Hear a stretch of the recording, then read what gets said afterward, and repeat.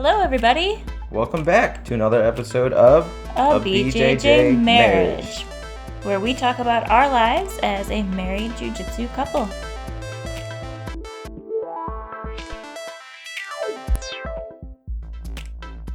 Hello. Ba-ba-da. Hola. Hola. Bom Oi. dia. Bom Oi. dia. Ni hao. Ni hao. Hello. Hi, guys. Welcome to another awesome episode. A special Halloween episode. Not really Halloween, It's not. but it's Halloween Day. It is Halloween.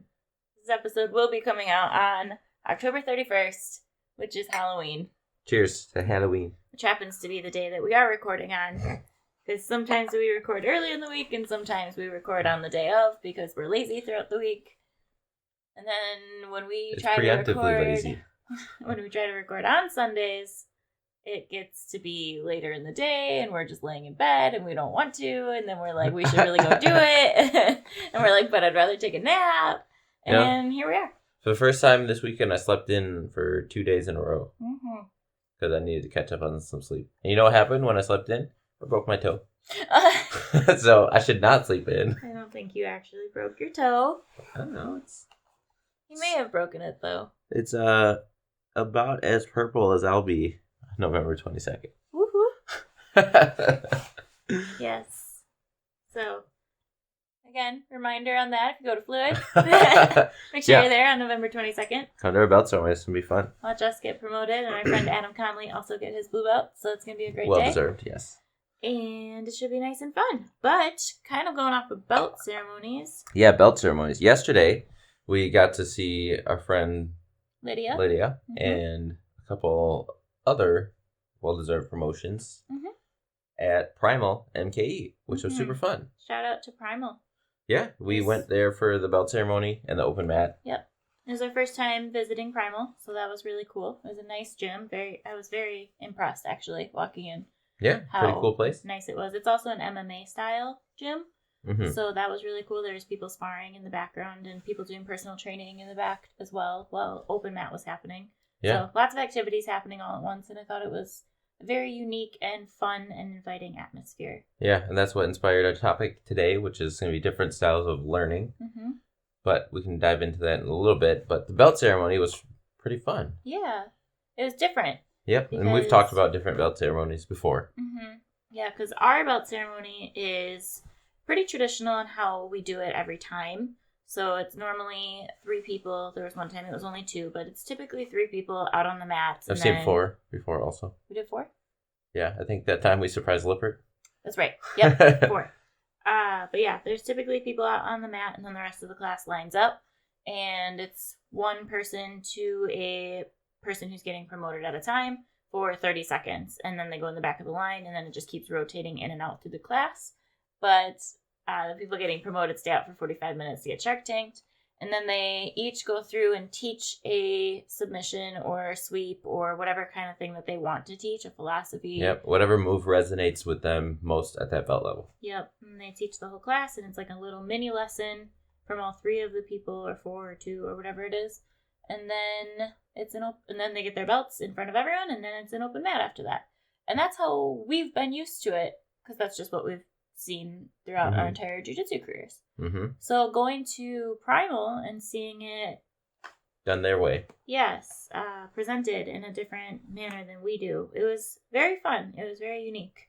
Yeah, I'd say they aren't a traditional BJJ school. They are more focused on MMA, which is totally fine. But obviously, if you train, you know that the ground game is a huge part of MMA. Mm-hmm. So I think they train primarily no gi, but they have a lot of gi stuff. And obviously, this is all conjecture from the one time we went there and what we've heard from other people. Right. But so they had everybody circle up, and then they gave the people getting promoted with belts, which there were 7 belt promotions, which is pretty cool. But they gave them all a topic to research and present to the whole group, which was pretty cool. And it wasn't like, 45-minute slideshow and we're all taking notes and quizzed on it later. Right. Just like a 2 to 3 minute presentation from each person about what they've seen, what they've researched, and how it related to their own jiu-jitsu, which is really cool. Yeah. And then they really dove into the philosophy of how they learned there at Primal, and they showed how they were embodying and learning those different techniques of learning that supplements the way that we can learn Brazilian Jiu-Jitsu. Yeah, for sure. It was cool to hear each of them go through because they each had a different topic, but they all kind of fed off of each other because, that's how Jiu-Jitsu is. You string things together to make sense. And all of them did a very nice job. And some of them had notes, some of them didn't. So it was cute to see someone be like, well, mine's not going to be better than that. But yeah. But it was good. Yeah. One of them said, and I really liked the way he put it, but I'm having trouble remembering exactly the words he said. But he said you have to embrace the chaos. That's what he called it. He said embrace the chaos that is jiu-jitsu. And I thought that was the coolest thing that I had heard all day. Yes. It was something that really stuck with me, and I actually wrote that down because I really enjoyed that. Because if you think about when you're live sparring, which is actually a lot of the things and topics that they researched was live sparring versus individual sparring versus not just drilling, really. Whoa.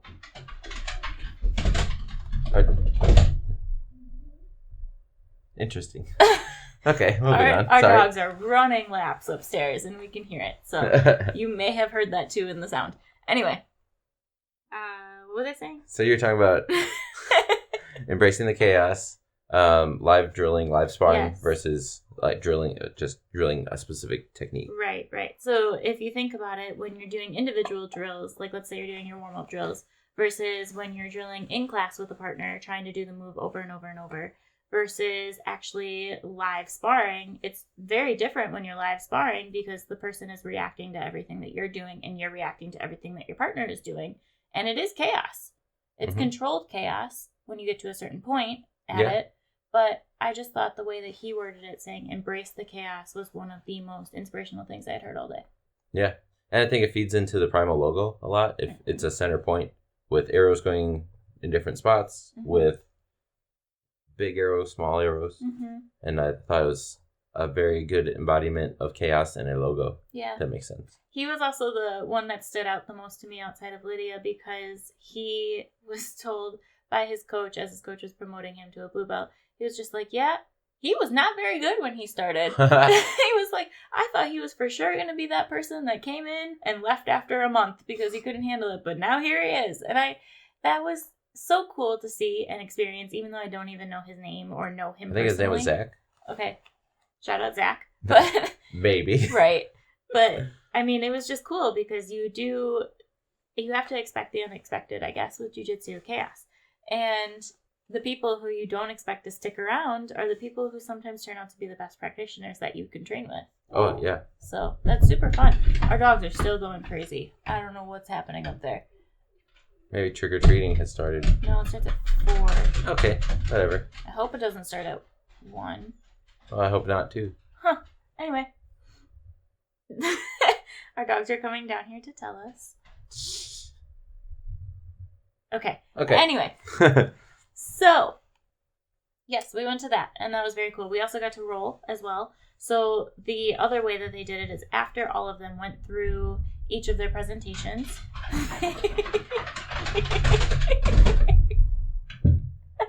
Oh my goodness. What is going on here? Anyway, our dogs are really throwing us for a loop. I apologize. I'm super sorry.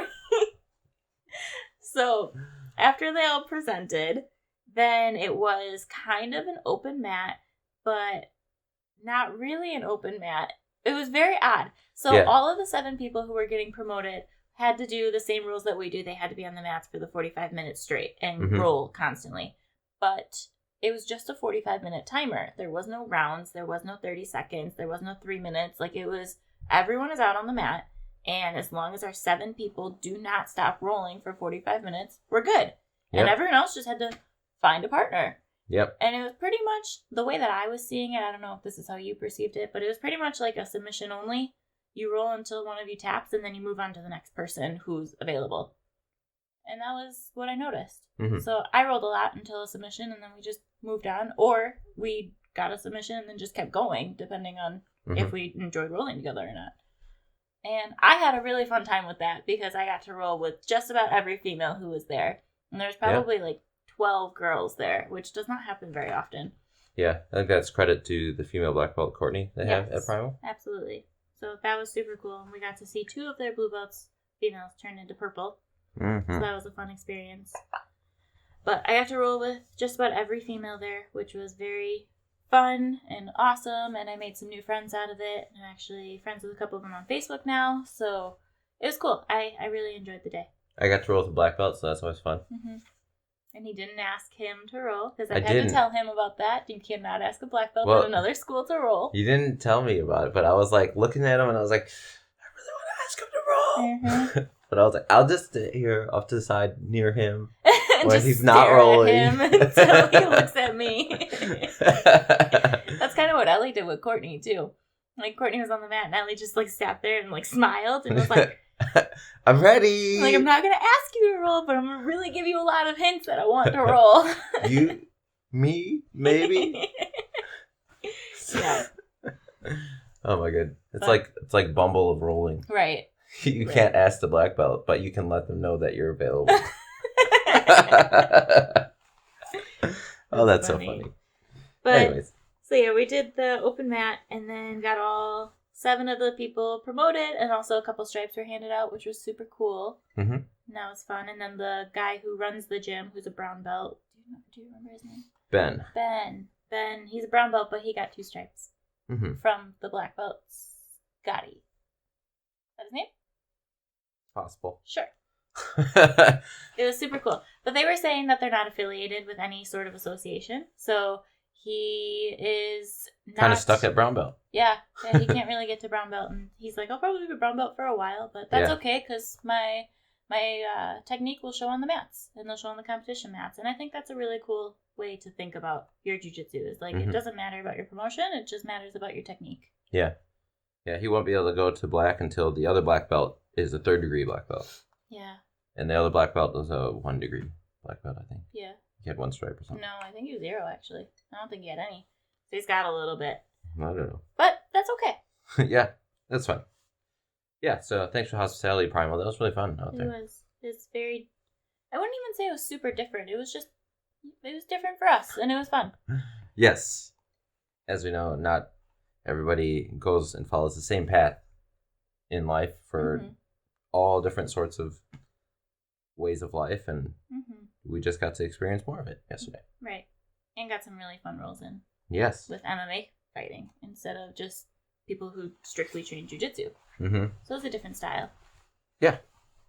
And I remember when he was promoting a couple of the girls, he had said 2 of them, the 2 girls who were going purple, he was like, normally people don't play off of their backs very much. They always try to transition into better positions, but these 2 are dangerous on their back. Like, they have a wicked guard. So I thought that was a unique way to think about it, too. Yeah, absolutely. Which kind of goes into the different style of learning, right? Yes. Yeah, different styles of learning. So, I practice a little bit. Too many languages in my brain now. But I practice a bit of neurolinguistic programming. And a big part of that is understanding how people interpret the world. And a part of that, subsect of that, is how different people learn. So some people learn visually. Some people learn auditorially. So like listening to a podcast or listening to somebody describe something. And other people learn through feel. Right? And there's... Doing. Right. Through doing or through practice. Because some concepts are things that you can never do, but you can theorize with them. So like mental practice. But obviously jiu-jitsu is a very physical practice. Yeah. But you have to use, your mental capabilities at the same time. Right. But there are many different ways of learning, and that's probably not the only few ways that you can learn, but that's the main ways that our senses take in what we can learn, at least. Yeah, you and I were just talking about that yesterday in the car, about how we learn differently, because I'm currently studying for my series licensing in financial practice, and the way that I am studying right now is I'm taking notes as I'm reading, but I write with different colors. So every section is a different color pen. So like 3.4.1 is going to be purple, but 3.4.2 is going to be blue or something like that. and I switch between like the 7 or 8 colors that I have. And that way, when I go back on a practice test question and I'm like, oh, okay, I remember I wrote this in purple. Got it. Okay. And that's how I kind of remember things, is by taking that knowledge that I have been given and then I associate it with a color. And then that color sparks something in my brain where I'm just like, oh yeah, okay, I wrote that. Why did I write it that way? Type thing. So would you say you're a visual learner? I would say I'm more of a doer, but I can't really do anything except for practice tests when I'm studying for that. So by associating the color, I guess, visually with my practice of doing, it really helps me excel in my learning. Yeah, absolutely. But you don't learn that way. Me? You don't learn with colors, you said. Not with colors. No, colors don't matter. But I'd say I learn kinesthetically, which is through feeling, and by doing. Because if you know me at all, somebody can show me something and then I can pick it up after I try it like once or twice. It's like near a viable technique after I've tried it. But at the same time, it's typically taught with a visual and an auditorial explanation. Yeah, you learn the most by listening, I feel. Listening and watching. I'd say watching, but also listening. So you can do audiobooks. I can't do audiobooks. Yeah, but I'd say that's like my least good way of learning. So I don't think that, I think that I'm, I don't want to seem like cocky or anything, but I feel like I can learn all 3 different ways pretty well, but auditorially is not as good as visually, which is not as good as doing it. I don't think that sounds cocky at all. I think that means that you have a skill that a lot of people can't say that they have, which is unique in itself. And then also being able to have that skill and having the ability to learn in all those different ways. I think that is pretty magnificent, actually, because I don't have that. I can't learn auditorily. Auditorially, that sounds better. But I can't do that. Like, honestly, you guys listening to this podcast, and those of you who listen every week, I appreciate you. I don't know how you do that. Because I can't listen to podcasts. Like, I do when I'm really, really interested in the subject. But there is not a specific podcast that I follow that I listen to every single episode. Yeah. So I just don't like listening to things very much, I guess. And that's where I've tried listening to audiobooks, because he keeps telling me, like, you got to read 1984, you got to do it. And I tried listening to 1984 while I was cleaning the house one day, and I'm just so focused on cleaning the house, I'm not listening. And when I'm at work, I'm so focused on my work, I'm not listening. And when I'm trying to do things, I can't just like sit on a couch and listen to something. Yeah, that tells me that you're heavily visually oriented.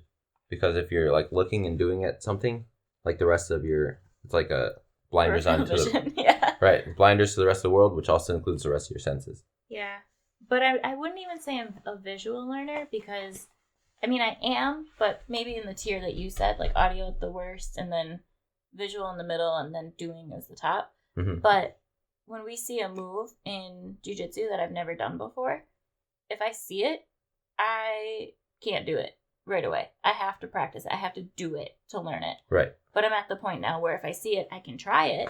Whereas like a year ago, I'd be like, I'm not doing that. Can't do that. But I have to do something over and over and over and over and over for me to actually remember to do that move later.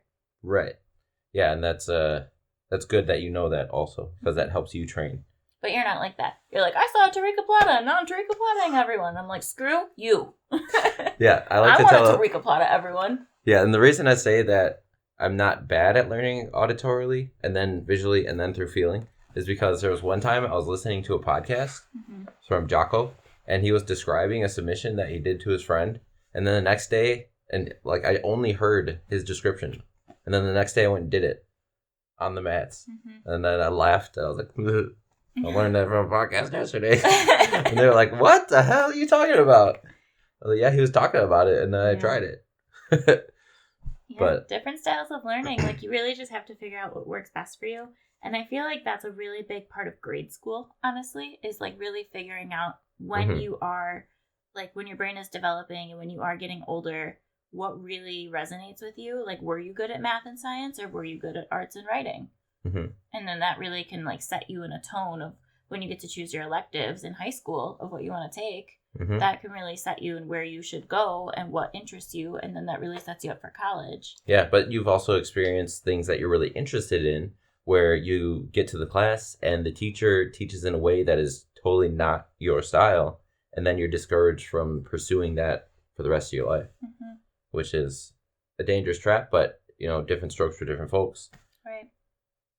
Some people love that style of teaching. Mm-hmm. And that's why I think it's very hard to be a teacher with a huge class size with all these different skills and trying to teach them all the same thing, the same way. Right. Which is one thing that I think it's really great about our gym, the way that we have different teachers Mm-hmm. and different class structures Mm-hmm. throughout the week.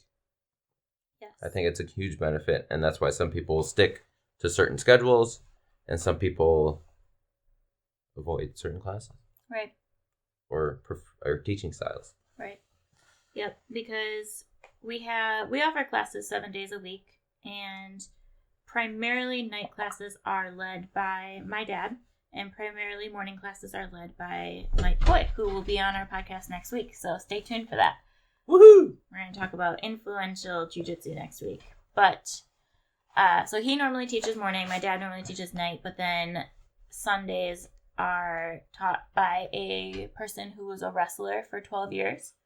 And that's a different style than anything in jiu-jitsu, especially because he just started his jiu-jitsu journey not too long ago. But he'll take your ass down. Yeah, but he is wrestling. All 135 pounds of him. Right, he'll kill you. But then outside of him, then we have a couple other people who substitute or have a class on their own, and they also have different styles. Like we have a flow class, and that's completely different. And that's taught by Ellie and Mike. And then we have a Tuesday class, which is taught by Adam, also another fantastic wrestler who teaches you takedowns and scrambles. Mm-hmm. And it's cool to get all these different styles and techniques that you can embody into your own game. Yeah, and the stylistic teaching is super awesome. Mm-hmm. But then there's also like different class structures that make a huge difference, right? So a class structure that I like a lot, that a lot of people don't like, is I think what they do more at Primal all the time, which is like positional drilling. Mm-hmm. So you might teach a certain concept, and then you say, okay, we're going to try it out. Yep. And then this person starts bottom side control, that person starts top side control, Yep. and you got to get out, and you got to hold them down. Mm-hmm. And we're going to go for a minute. Yep. And that was the best. yeah, and that's like very hard training, especially when you are unsure of any technique in general, right? And that type of training takes a different type of person to do, like on a regular basis, I will admit, because you gotta, when you're going through stuff like that, right? You have to be like mentally strong enough to not feel like shit after not being able to get out of side control, right? Because first of all, if you want to get out of side control, it's easiest to get out when someone's transitioning to mount or to take your back. Yep. But if somebody is just specifically trying to hold you down and you're just trying to fight through them holding you down, it's going to be very difficult. Mm-hmm. And I thought that was kind of another cool concept that was brought up at Primal yesterday, is that one of the girls was talking about how when you're drilling a move, and she was talking about pads, so like Muay Thai, MMA, fighting style, not so much jiu-jitsu, but it can translate to it. She was saying that when you are drilling with a partner, the same move over and over to get good at it, to do your reps, to get your repetition in, and to figure out everything, it's so different when you're actually sparring because of, again, that reaction that you have to your opponent. And so when you're kicking the pad amazingly over and over and over, because you're doing this drill where like you throw a punch and then they come back with a cross and then you return with a kick and then they also return with a kick, but you know that's going to happen because that's the drill you're working on. And then when you're doing it live, that's not the drill you're probably going to be doing. You're going to be working on reaction time. So yeah, and I thought responses. So I thought that was really cool. And that's kind of how the positional drilling is instead of, okay, we're going to work on this move from bottom side control, and then you're just going to drill it 3-4 times until we move on to the next drill. Mm-hmm. It's, okay, you're going to start on bottom side control. Do what works for you. Yeah. And then it's like, oh, well, that didn't work for me. Right. Let me try the next thing. Oh, that didn't work for me either. Yeah, but then we have the expertise from Brenton and all of our black belts and brown belts where we can ask them, hey, I I've been trying this. This hasn't been working for whatever reason. And the black belts can tweak the technique that you're already trying to make it work for you exponentially better. Yep. And then you're like, wow, jiu-jitsu. But you don't want to fall into the trap of trying to be in the perfect spot every time you're trying to do any sort of technique. Right, exactly. Because that's never going to happen. And that's kind of how Adam does it on Tuesdays, is when he shows a move and then he wants you to positionally drill it. And if it's not working for you, he'll come over and be like, well, that's not your move. Let's do this instead. Yeah. And I think that that's really empowering too. Right. To just be like, okay, well, if that doesn't work for you, let's find something that does. Yes. Because every body is different and everyone moves different and everyone's jiu-jitsu is different. So why should all of our drills be the same? Yes. But then sometimes you got people that take the drill too seriously and never let you do anything. I wonder who. And then you're like, bro, lighten up a little bit. We're trying to learn here, not get smashed. Right. But then I think that all of those things translate perfectly to open rolling, obviously, because then you're experienced. You're not just drilling stuff. You're experienced with the real pressure. Yep. But then people can turn it up as you get better and better, and it helps us grow as jiu-jitsu practitioners. Absolutely. Yeah, but then there's also great classes. One thing I like to use a lot whenever I teach anything is a system from a position that you're in. So I think systems started coming out with, well, they've probably been around forever, but I think they started getting labeled a lot once Danaher and all the BJJ fanatics videos started getting wildly popularized, and then they would sell systems. So enter the system is what Danaher calls all of his different instructionals. Enter the system leg locks, enter the system, back attack, guard packs, or whatever. And it's from starting from a certain position that you got to, and then systematically going through your next steps that are very possible. So that was something that was awesome when Jeff Glover was having that seminar of deep half guard at Fluid. He systematically showed us the moves that play off of each other in deep half guard from a certain position, and then what to do if they react this way, what to do if they react this way. And it all stemmed off of one initial cue. And then he showed us how to get to that position and how to start that initial cue. And it was like an hour and a half, 2 hours of this one system that we all got to drill, which is something that we can go back to over and over and play with the system and make it work for us through stress testing it, through drilling and through rolling. But without like the knowledge of that system, you wouldn't have put that all together if you were just told what deep half guard was and tell them there's lots of possibilities here, but figure out what works best for you. Right. Yeah, I loved Jeff Glover's seminar. I thought he broke everything down very nicely, and I was able to put it into my own perspective and, like he said, play off of the systems and what worked for me, because I still find myself in almost every role. Like whenever someone's in mount or something, I'm just like, oh, Jeff Glover showed to do this to get them in bottom half, and then I'm just like, oh, I can start playing with this now. Right. And I wouldn't say I get it all the time, but it's really fun that I get to a position that I can remember is from that seminar, and then I pull it off, and then I'm like, Jeff Glover taught me that. Yeah, which is pretty cool to say in general. Yeah. Like, I feel like whenever I do it to new people, especially people who were not at that seminar, they're always like, wow, that was crazy. I'm like, yeah. Yeah, you should have been there. It's fun. Yeah, that is fun. And I think that's the coolest thing about seminars is because most of them are pretty much based off of like a main policy or technique that you can kind of expand off of. And so you can always relate that one move back to like, oh yeah, that seminar is where I learned that. Yes, whereas absolutely. like a class is just, I mean, it's still a move, but it's kind of just like one class. And it's still great. Obviously, you should go to class every time that you should. Like whenever it's on your schedule, go. But seminars, go to class. I don't know what Don't just do seminars. I don't know what it is about seminars that just make things stand out a little bit more. I think they carry a sense of, I'm going to learn something new today from someone that's very experienced in this specific thing, right? You never go to a seminar from like a blue belt, typically, right?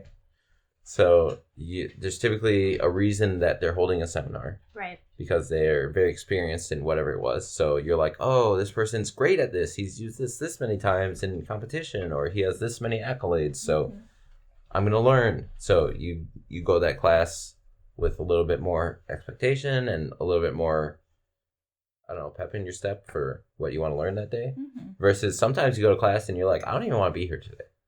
But those are the days that you should absolutely go. Because I know that's something that Tracy and I have talked about. Okay, the days that I don't go are not because I'm feeling lazy. It's because I'm physically hurting. I'm just giving you shit. And okay? I choose not to go because I'm physically hurting, which is not very often.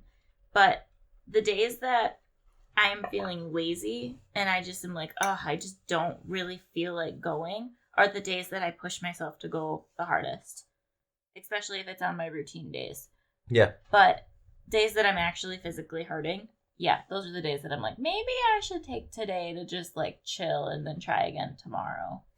But Tracy and I have talked about that a lot. Like the days that you are just so defeated, you've had a terrible day at work and you just want to lay in bed or you just want to go eat that ice cream instead or something like that.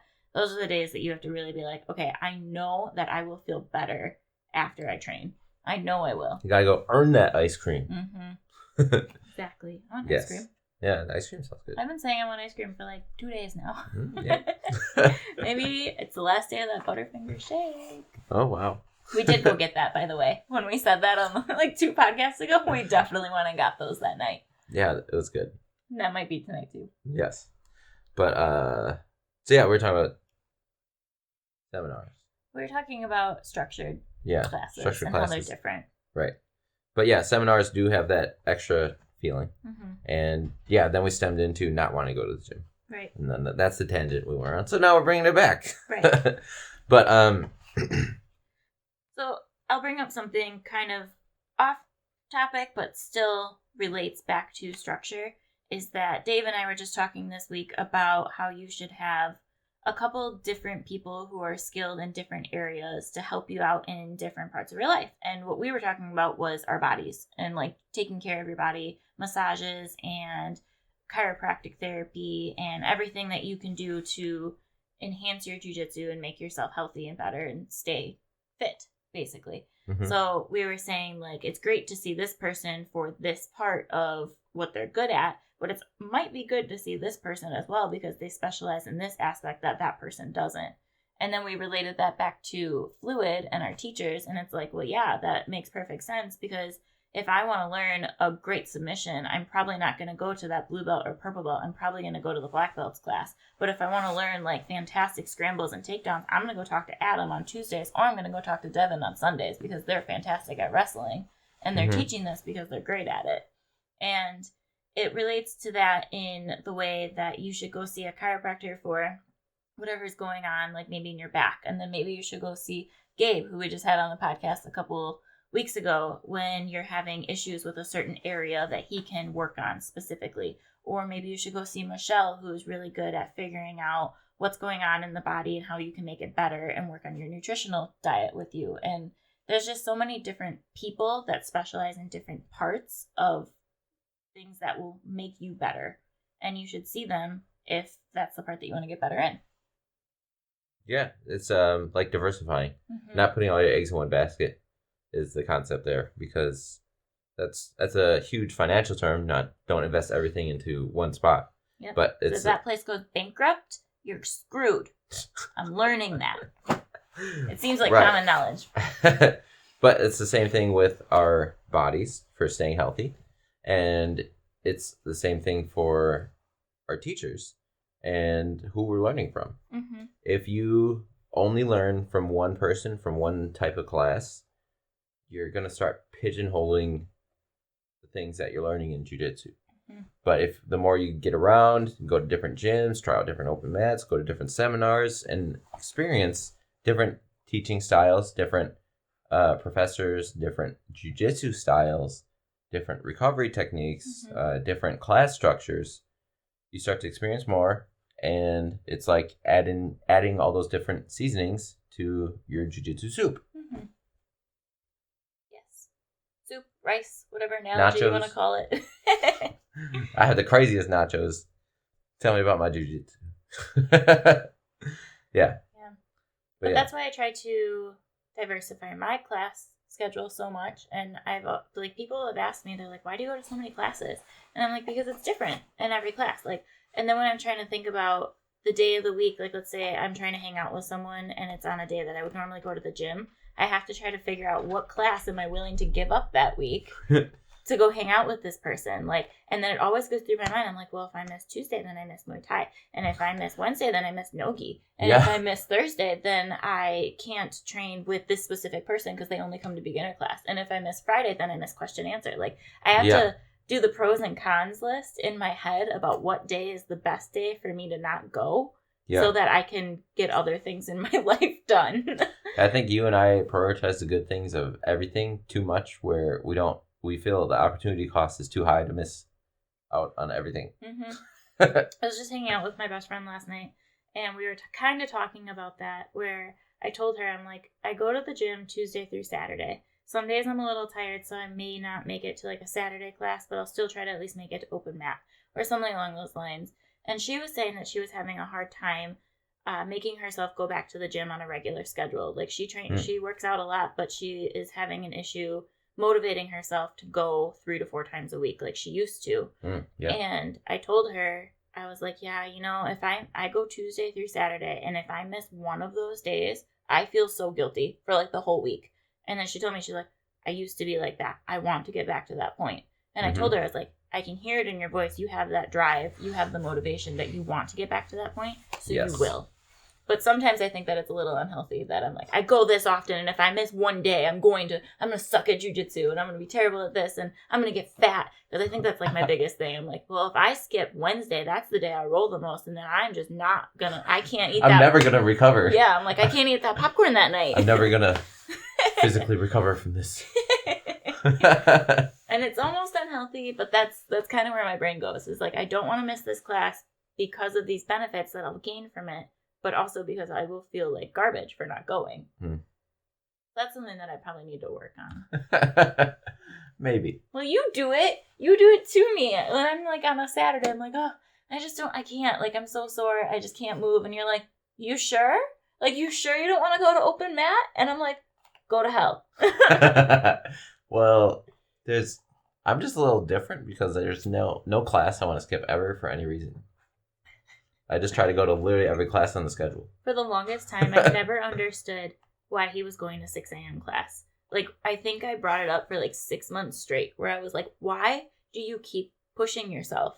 Like, you already go Tuesday through Saturday with me. Why are you adding 2 extra classes to your schedule? Like, that's got to be exhausting. And he always said, he's like, well, 1, I love learning from Mike. I just love it. And that's one of the biggest reasons I go. 2, 6 a.m. people is a very like set schedule of people. Like, it's the people who work first shift, so they try to go get their workout in the morning, and they don't come to night classes, so we don't really see them that often. So it's a good way to also diversify your portfolio and hang out and roll with people that you wouldn't normally roll with because they only go to 6 a.m. And then also, it's a great way to wake up in the morning. And that was his reasonings for always going to 6 a.m. But me, I'm like, I roll enough. I don't want to go. But I do push myself, and I try to go at least once every like 3 months. Yeah. Just so I can see some people. Yeah, and morning rolling is different. We're not like killing each other. We're like relaxed. Most of them understand the 6 a.m. rolling criteria, which is we're all going to work and we're just trying to wake up here and do a little bit of jiu-jitsu with each other. It's not a competition rolling. If you want that, go to Wednesday night, go to Friday night. Right. That's where you're going to find that. But yeah, I'm excited. We're adding Monday 6 a.m. I'm probably going to go tomorrow. Are you serious? Yeah. Don't be dumb. I'm not being dumb. Don't be dumb. You do not need to add a 17th class At to least your week. Definitely want to help support Mike on his first day. Okay. Moving on. So let's count how many classes Nick goes to, okay? Let's do that. Honestly, I'm not that much farther behind him, so I'm probably being... Are we talking crazy. the classes I teach too? Sure, let's do that. Let's do all of that. Let's start with Tuesday, because you take Sundays and Mondays off. We don't go to the gym on Sundays and Mondays. It's kind of a rule of thumb. We go so much those 5 days that it's just not in our schedule. So It's our rest Tuesdays, day. You wake up at 6 a.m. I'm No, going to count. I wake up at like a little bit You wake after up 5. at 5 a.m. so you can go to 6 a.m. class. That's one. And then Right. you typically have a private lesson at 4 or 5-ish? Yeah. This Tuesday I have 2. So we're at 3. Just on Tuesday. It's not even in the afternoon yet, and you have 3 in one day. So then after you teach private lessons, if you don't have another one, you will now start lifting with me because I've been lifting again. Yep. So that's 4. And then you do Muay Thai. That's 5. And then you do Jiu-Jitsu. That's 6. And sometimes you roll after that. So we're already at 6 in one day. It's a great day. Okay. That's Tuesday. So then Wednesday. Wednesday's a little bit slower. Right. But that's it. Just the one class on Wednesday. Yep. Just... Yeah, that's right. So you don't do kids class. I do. So you just do the 7 o'clock class, and then you roll afterwards, which I count as a class because it's an hour of rolling.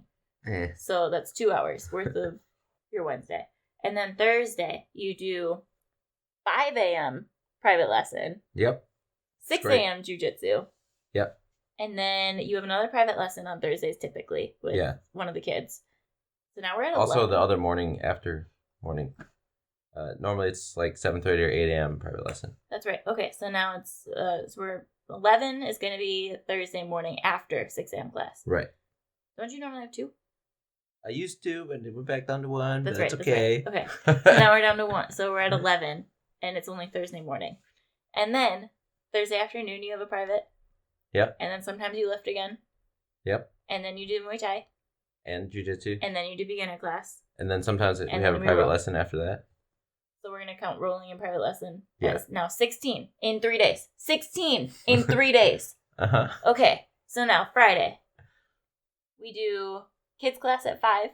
Yep. And then we do... Kids class at 6. Another kids class at 6. And then we do jiu-jitsu at 7. And then we roll for an hour. Uh-huh. So now we're at 20. 20 what? In 4 days. Yeah? 20... This is basically 20 hours. In 4 days. Basically. Okay? So, then, Saturday, we really cut down on our Saturdays recently because of this. Well, you kind of did. I've been going to West Bend. I'm doing 2 hours of MMA training. 21, 22 on Saturday mornings. And then we go to beginner class sometimes. Yep. And then we go to an open mat. So you're at like 20, you're at a full day of training. Yeah. In 5 days. Absolutely. One of those 5 days is straight up just being in the gym. That sounds like a problem to me. I think it sounds great. I would like to add some more training to my schedule. I'm going to add Monday mornings at 6 a.m. to my schedule. I think so, yeah. That sounds You're great. Ridiculous. Your body is going to shut down on you. No. Should we calculate mine now? Sure, if you want to. I think it's only like 15. So, Tuesdays at 5 I lift, 6 I do Muay Thai, and then 7 I do Jiu-Jitsu sometimes. I've been skipping that lately because I'm tired after lifting. But then Jiu-Jitsu. And then Wednesdays I do kids class at 6, and then I do Jiu-Jitsu at 7, and then I roll for an hour on Wednesdays as well. So I'm at 6 in 2 days, so that's pretty decent. And then Thursdays I will do 5 a.m. lifting. 5 a.m. lifting? Holy shit, where you 5 p.m. lifting, 6 p.m. Muay Thai, 7 p.m. Jiu-Jitsu, and then probably another hour of rolling or drilling. I've been drilling a lot on Thursdays instead of rolling, just to keep my body good. So I'm at 10 in 3 days. And then on Fridays, 5 o'clock kids class, 6 o'clock kids class, 7 o'clock Jiu-Jitsu, and then an hour of rolling.